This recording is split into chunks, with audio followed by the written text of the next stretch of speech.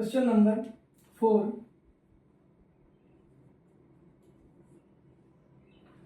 Find two consecutive positive integers sum of whose squares is 365। दो positive integer हैं, consecutive हैं। Consecutive के बारे में डिस्कस कर चुके हैं कि जो लगातार आते हैं, जैसे 3 और 4, 4 और 5, 5 और 6। इसका मतलब एक अगर x है तो दूसरा क्या होगा, x+1 होगा। उनके स्क्वायर का सम 365 है। चलिए पहला पॉजिटिव इंटीजर मान लेते हैं हम x, तो दूसरा कंसेक्यूटिव पॉजिटिव इंटीजर क्या हो जाएगा, x+1। इनके स्क्वायर का सम, तो स्क्वायर कर देते हैं, का सम 365। बहुत बड़ी बात, अच्छी बात है, बस इतनी बात है। इसको सोल्व कर लेते हैं, खोल देते हैं, ओपन कर लेते हैं, a+b का होल स्क्वायर लगा देते हैं। ठीक, सबको एक साइड कर लेते हैं, ये हो जाएगा 2x², ये हो जाएगा 2x। इसको इधर लाएंगे तो ये -360 हो जाएगा। 365 में से 1 माइनस होगा, माइनस। अब देखिए सब जगह 2 कॉमन, 2 कॉमन क्या है, 2 से डिवाइड कर देते हैं, ये कॉमन ले लेते हैं, x² बचा, x बचा, यहाँ पर फिर से आपका 182 आ जाएगा। ठीक है, ये तो लास्ट क्वेश्चन ये बन गया। 182 आ रहा है, 14 और 13 आपको पता ही है। 14 और 13 में ब्रेक कर दीजिए, यहाँ पर बस माइनस करेंगे क्योंकि प्लस x लाना है, वो अपने आप एडजस्ट हो जाएगा। मल्टीप्लाई करिए, देखिए माइनस आ रहा है, प्लस माइनस वो अपने आप एडजस्ट हो जाएगा। क्वेश्चन ऐसा बना ही, डिजाइन है। x कॉमन ले लीजिए, x+14 हो जाएगा। यहाँ से -13 कॉमन ले लीजिए, x+14 हो जाएगा। इसको x+14 कॉमन ले लीजिए, x-13 कॉमन ले लीजिए। फैक्टराइज हो गया है, अलग अलग जीरो कर दीजिए। 14 बराबर 0, x-13 बराबर 0। यहाँ से x की वैल्यू -14 आ जाएगी, यहाँ से x की वैल्यू +13 आ जाएगी। क्वेश्चन में साफ साफ लिखा हुआ है कि पॉजिटिव इंटीजर है तो पॉजिटिव इंटीजर तो ये value not possible, not possible. ठीक है, क्यों नहीं पॉसिबल, क्योंकि नेगेटिव आ गई। ये आपको पॉसिबल है, x+13 आपका पहला नंबर हो गया। दूसरा क्या होगा आपको पता ही है, सेकंड नंबर आपका x+1, तो 13 का +1 कर दीजिए, ये आ जाएगा 40। इस तरह से ये दो नंबर है 13 और 40, जिनके स्क्वायर करेंगे और उनको ऐड करेंगे तो आप 365 पाएंगे। आप इसको वेरीफाई कर लीजिए। 13 का स्क्वायर क्या होता है आपको पता ही, 169 होता है। 14 का 196 होता है। दोनों को ऐड कर लीजिए, 9 6 15, 9 6 15 16, ऐसे करके 2 3 300 ला दीजिए। तो पूरा क्वेश्चन आपके पास सॉल्यूशन रखा हुआ है, साफ साफ आंसर भी वेरीफाई कर सकते हो आप। सब कुछ एकदम इजी है चैप्टर, सिर्फ आपको क्या करना है, सॉल्यूशन करना है। मिस्टेक नहीं करनी है आपको, कैलकुलेशन मिस्टेक नहीं करनी। बाकी क्वेश्चन चैप्टर कुछ है ही नहीं। देखिए खटाखट खटाखट हो रहा है एकदम, सिर्फ आपको समझना है, तुरंत फॉर्म करना है और क्वेश्चन सॉल्व है। ठीक है, कोई डाउट? चलिए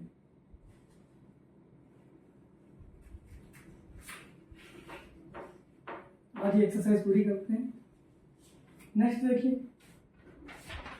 क्वेश्चन नंबर 5 कह रहा था altitude of right triangle is 7 centimetre less than it's base. एक राइट एंगल ट्रायंगल है। राइट एंगल ट्रायंगल क्या होता है आपको पता है, इसका एक एंगल क्या हो 90 डिग्री हो, तो राइट एंगल ट्रायंगल होता है। इसके सामने एक साइड क्या होती है, हाइपोटेन्यूज होती है, और जो एंगल लेंगे उसी हिसाब से परपेंडिकुलर और बेस होता है।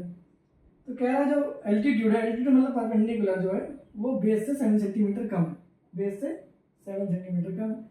तो बेस हम इसको मान लेते हैं, तो x मान लिया, तो एल्टीट्यूड क्या है, इससे 7 कम है। स्टेटमेंट यही कह रहा है, तो ये बेस हो गया, ये आपका परपेंडिकुलर हो गया अकॉर्डिंग क्वेश्चन। फिर वो कह रहा है if the hypotenuse is 13 centimetre, तो हाइपोटेन्यूज आपकी क्या है 13 है, 13 सेंटीमीटर कर लिया। अब आपसे कह रहा है find the other two sides. Other two side मतलब क्या, बेस और परपेंडिकुलर फाइंड करना है। आप इसको नाम दे दीजिए ABC। अब लिख लीजिए in right angle triangle BAC। अब आपको ये पता है राइट एंगल जो ट्रायंगल होता है इसमें थ्योरम लगती है। कौन सी थ्योरम होती है, होती है पाइथागोरस थ्योरम। पाइथागोरस थ्योरम क्या कहती है कि हाइपोटेन्यूज का जो स्क्वायर होता है वो परपेंडिकुलर के स्क्वायर और बेस के स्क्वायर के बराबर होता है। ठीक है, हाइपोटेन्यूज यहाँ पर कितना है 13 का स्क्वायर, परपेंडिकुलर आपका x - 7 का होल स्क्वायर बेस आपका एक्स का स्क्वायर, कोई दिक्कत तो है नहीं। इसको सॉल्व करके इसको ऐसा कर लेते हैं, थोड़ा कंफर्टेबल रहेगा। तो ए माइनस बी का होल स्क्वायर क्या करेंगे, A square plus B square minus 2 A B करेंगे तो 14 आ जाएगा, 14x प्लस एक्स स्क्वायर। 13 का स्क्वायर ये मैंने आपको बताया 169 होता है, फिर वो काम आ जाएगा। X square plus x square क्या हो जाएगा, 2x स्क्वायर माइनस 14x। इसको इधर लाएंगे माइनस करेंगे तो क्या हो जाएगा, 9 में 9 0 जाएगा, 16 में 4 जाएगा, 12 आ जाएगा।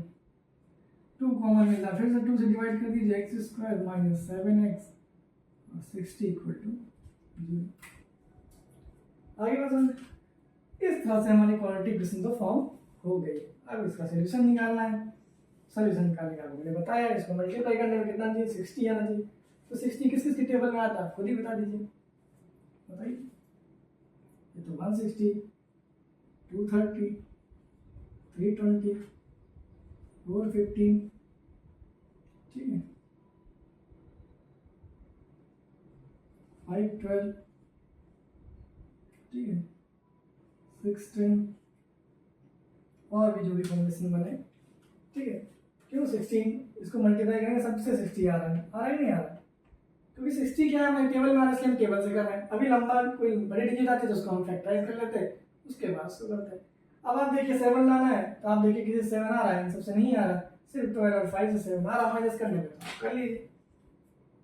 बस ध्यान ये रखिएगा कि -12 + 5 करिएगा, क्यों, क्योंकि -7 चाहिए, -6 इक्वल टू 0।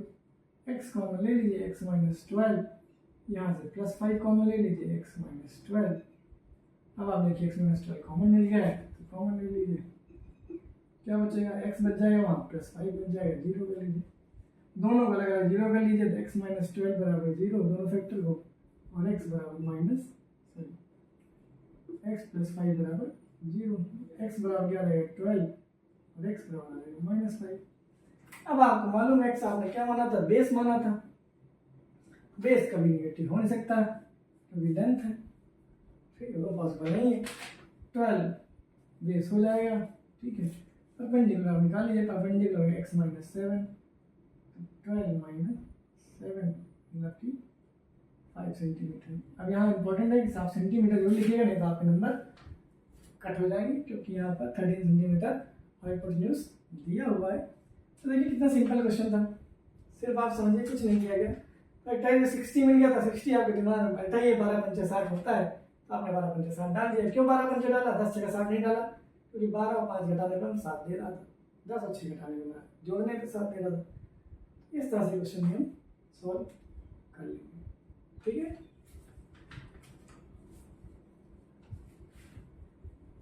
कितनी बढ़िया आसान से, देखिए सारे पूरी एक्सरसाइज लग जाएगी, देखिए इतनी अच्छी वर्ड प्रॉब्लम, इतनी सिंपल वर्ड प्रॉब्लम ये आती हैं, हर जगह यूज होती हैं, इसलिए इसको आपको दिया गया है जिससे आपका प्रैक्टिस बढ़े।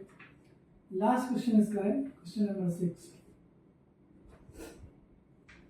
A cottage industry produces a certain number of pottery articles in a day. एक इंडस्ट्री है जो पोट्री आर्टिकल बनाती है कुछ, ठीक है। It was observed on a particular day that the cost of the production of each article, मतलब एक आर्टिकल को बनाने की जो कॉस्ट है was 3 more than twice the number of article produced on that day. उस दिन जितने भी आर्टिकल बनाए जाएंगे, ठीक है, उसके ट्वाइस से 3 ज्यादा है उसकी कॉस्ट, ठीक है। If the total cost of the production on the day was ₹90, 90 रुपये पूरी खर्च आया जो भी उस दिन बना। Find the number of article produced and the cost of each article. अब इस क्वेश्चन को कहाँ से आप पकड़ेंगे, सबसे पहले आप इस क्वेश्चन को कहाँ उठाएंगे, आप देखिए पूछा गया number of article produced and the cost of each article, तो आप कॉस्ट ऑफ ईच आर्टिकल मान लीजिए, जो क्वेश्चन पूछा गया है उसी को आप लेट कर लीजिए ₹X, ठीक है। और फिर पूछा गया नंबर ऑफ आर्टिकल जो प्रोड्यूस किए गए, इसको आप मान लीजिए, ठीक है। मतलब कि आपने उस दिन 22 नंबर ऑफ पीस बनाए हैं और एक पीस का प्राइस कितना है, ₹X है। बात समझ में आ रही? अगर आपने 10 पीस बनाए और एक पीस का ₹5 है तो कितना कॉस्ट हो जाएगा, मल्टीप्लाई कर देंगे 10 × 550 रुपीज़ कॉस्ट हो जाएगी, वही यहाँ पर दे रखा है। तो अब देखिए कह रहा था कि पहला सेकंड सेंटेंस था वो क्या था, cost of production of each article, cost of production of each article मतलब कॉस्ट ऑफ प्रोडक्शन क्या each article x was 3 more than twice the number of article produced, इसके ट्वाइस से 3 मोर देन, जो article produce किए गए उसके twice से 3 ज़्यादा है क्या कॉस्ट बनती है। इस तरह से एक्स की बनेगी। दूसरी लाइन कह रही है कि total cost of production on that day was ₹90। तो टोटल कॉस्ट का मतलब क्या हुआ, मैंने बताया कि अगर एक आर्टिकल का प्राइस x रुपये है, total number of article y बन रहा है, तो टोटल कॉस्ट ऑफ प्रोडक्शन कितनी आ जाएगी 90 रुपीज़, मल्टीप्लाई कर देंगे। अब यहाँ से x, ये y x की वैल्यू रख लीजिए, x की वैल्यू क्या आ जाएगी 90/y, यहाँ रख लीजिए।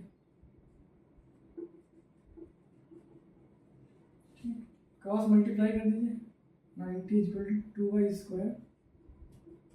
3y, एक साइड कर लीजिए सबको, 90 उधर शिफ्ट कर दीजिए तो ये माइनस हो जाएगा, इधर से प्लस से इधर जाएगा माइनस।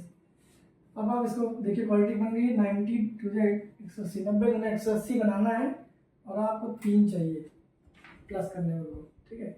अब 180 जो होता है उसको हम देखते हैं, ठीक है। थोड़ा नंबर बड़ा आ गया तो हमने क्या किया, इसके फैक्टराइज कर दिया, शुरू कर दिए।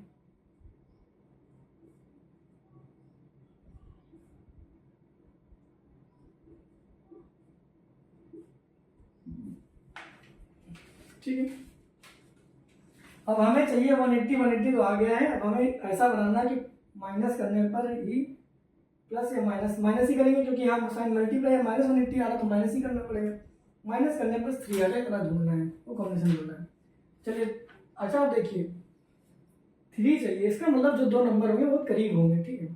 थोड़ा इससे भी लॉजिक लाएंगे तो जल्दी होगा।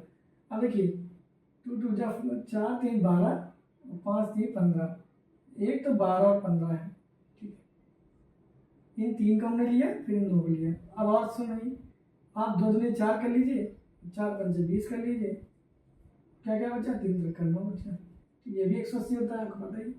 और बना लीजिए 5 से 15 से 45 कर लीजिए, 2 दूनी 4 कर लीजिए, ठीक है। और बना सकते हैं इस तरह, 3 तरह का 9 दूनी 18 और 5 दूनी 10। मतलब कि आप इन में से कोई भी नंबर को मल्टीप्लाई करिए और जो बचे उनको मल्टीप्लाई करिए, वो कॉम्बिनेशन बनेंगे। अब इनमें से जो आपको 3 दे दे घटाने पर, बस वही आपका उसमें तोड़ देंगे। आप देखिए ये देगा नहीं, ये देगा नहीं, ये भी नहीं देगा, ये सिर्फ ऐसा है, 15 में से 12 जाएगा, 3 बच जाएगा, तो बस यही हमारा इसमें ब्रेक कर देंगे, 15y में से 12y घटा देंगे, इन्हें स्थिति को ब्रेक कर दिया 15 12 में। अब देखिए इन दोनों में क्या कॉमन, सिर्फ y कॉमन है, तो y कॉमन ले लीजिए, 2y + 15 बचेगा। इन दोनों में 6 कॉमन है, तो देखिए 2y + 15 बचेगा। देखिए सही आ गया, इसका मतलब हमारा फैक्टर सही है। अब 2y + 15 देखिए कॉमन हो गया, 2y + 15 दोनों कॉमन है, यहाँ क्या बचा y - 6 = 0। एक बार इसको 0 करेंगे, इसको 0 करेंगे, इसको 0 करेंगे y और 6 आ जाएगा, इसको करेंगे तो जब ट्रांसपोज करेंगे तो minus divide. Number of article negative हो नहीं सकते, तो ये हो गया नॉट पॉसिबल। y 6 है, मतलब एक दिन में उस दिन उसने कितने आर्टिकल प्रोड्यूस किए, 6 प्रोड्यूस किए। और कॉस्ट ऑफ आर्टिकल निकालनी तो आप यहाँ रख दीजिए, ये रख दीजिए 90/y, y 6, तो 15 रुपये उसकी क्या है, एक आर्टिकल की कॉस्ट है, नंबर ऑफ आर्टिकल कितने 6 है। तो इस तरह से हमने इस क्वेश्चन को सॉल्व किया है। अब यहाँ पर ये लाइन और ये लाइन इंपॉर्टेंट है, इसको आप क्वेश्चन पढ़िएगा और समझिएगा, जो मैंने बताया वैसे समझिएगा कि जो कॉस्ट ऑफ ईच आर्टिकल है, बहुत ध्यान से पढ़िए, कॉस्ट ऑफ ईच आर्टिकल है वो नंबर ऑफ आर्टिकल प्रोड्यूस के ट्वाइस से 3 ज़्यादा है। तो नंबर ऑफ आर्टिकल कितने प्रोड्यूस किए उसने उस दिन, y, उसके ट्वाइस से 3 मोर है। देखिए कितनी सिंपल लैंग्वेज में आ गया। अगर अभी आप पहली बार करेंगे फिर आपको ये समझ में आने लगेगा। फिर आपको बताया कि total cost of production, total cost of production मतलब क्या भाई, अगर आपने मान लीजिए एक आर्टिकल में बताया 5 रुपये का, 10 आर्टिकल बनाना है तो कितना खर्चा आएगा आपको? 50 रुपये का है, मल्टीप्लाई करना है। सिंपल है, हमें मल्टीप्लाई कर दिया 90 रुपये से खर्चा था। यहाँ से एक्सक्यूज निकाल के यहाँ रख दी, यहाँ से कर दिया। यहाँ वाई के 2 आंसर आ रहे थे, निगेटिव होगा नहीं, क्यों? क्योंकि नंबर ऑफ आर्टिकल कभी निगेटिव होंगे क्या? कोई ऐसा तो है नहीं, पॉसिबल ही नहीं। 6 आंसर आ जाएगा, तो ये भी आंसर आ जाएगा। ठीक है, इस तरह से एक्सरसाइज 4.2 आपकी कंप्लीट होती है। ठीक है, बाकी नेक्स्ट लेक्चर में किया जाएगा। और जो भी आपके डाउट रहे या मान लीजिए कुछ गलती हो जाए मुझसे भी, तो आप उसको कमेंट बता सकते हैं। और आपको जो भी पूछना हो आप उसको कमेंट बताइए, मैं उसका प्रयास करूँगा उसका सोल्यूशन देने का। ठीक है, ओके, थैंक यू।